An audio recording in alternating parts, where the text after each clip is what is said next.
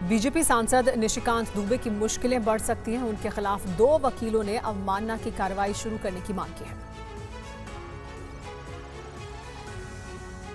BJP सांसद निशिकांत दुबे ने supreme court के खिलाफ बयान देकर विवाद खड़ा कर दिया है। उनके खिलाफ अदालत की अवमानना की कार्रवाई की मांग सुप्रीम कोर्ट से की गई है। इसके अलावा देश के अटॉर्नी जनरल से भी अवमानना की कार्रवाई की इजाजत मांगी गई है। इस मामले में एक वकील ने अटॉर्नी जनरल को चिट्ठी लिखी है, जबकि दूसरे वकील ने सुप्रीम कोर्ट में याचिका दायर की है। याचिकाकर्ता और सुप्रीम कोर्ट के वकील अनस तनवीर के मुताबिक उनका बयान अपमानजनक और भड़काऊ है।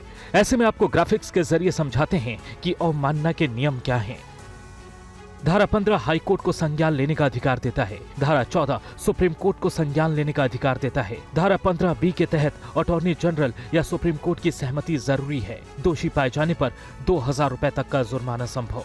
दोषी पाए जाने पर 6 महीने तक की जेल की सजा संभव है। UEM Jaipur is a perfect target for prospective students aspiring for good jobs, good education with future-ready skills.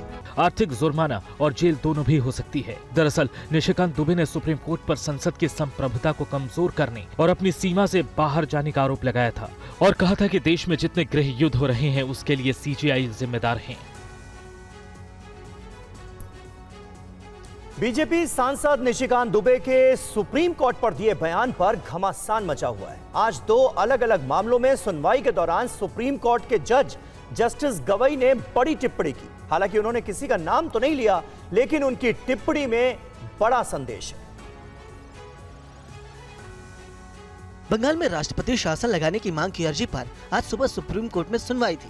इस दौरान जस्टिस गवई ने कहा कि आप चाहते हैं कि हम इसे लागू करने के लिए राष्ट्रपति को परमादेश जारी करें। वैसे भी हम पर कार्यपालिका में अतिक्रमण करने का आरोप लग रहे हैं। दोपहर बाद सुप्रीम कोर्ट में OTT पर अडल्ट कंटेंट को रोकने और पॉलिसी बनाने की मांग की याचिका दायर की गई। सुनवाई के दौरान जस्टिस गवई ने कहा कि ये तो पॉलिसी मेकर है, ये देखना सरकार का काम है। आप चाहते हैं कि कोर्ट इसमें दखल दे, हम कैसे करें?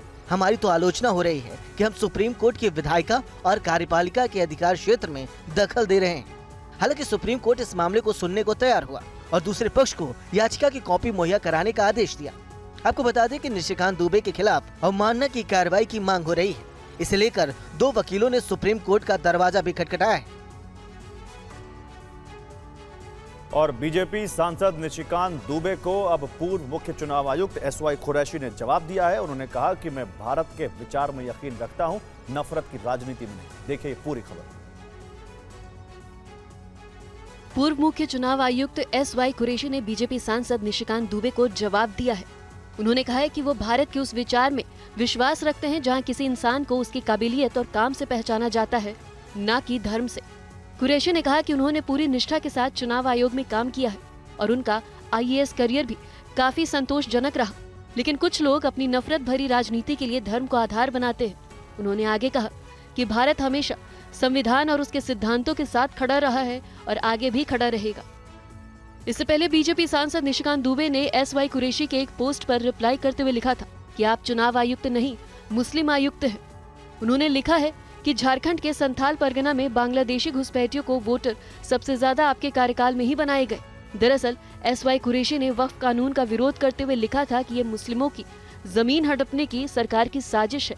उन्हें पूरी उम्मीद है कि सुप्रीम कोर्ट निश्चित रूप से इस कानून को खारिज कर देगा। बड़ी बात यह है कि विवादित बयानों के लिए निशिकांत दुबे को बीजेपी अध्यक्ष JP नड्डा भी नसीहत दे चुके हैं।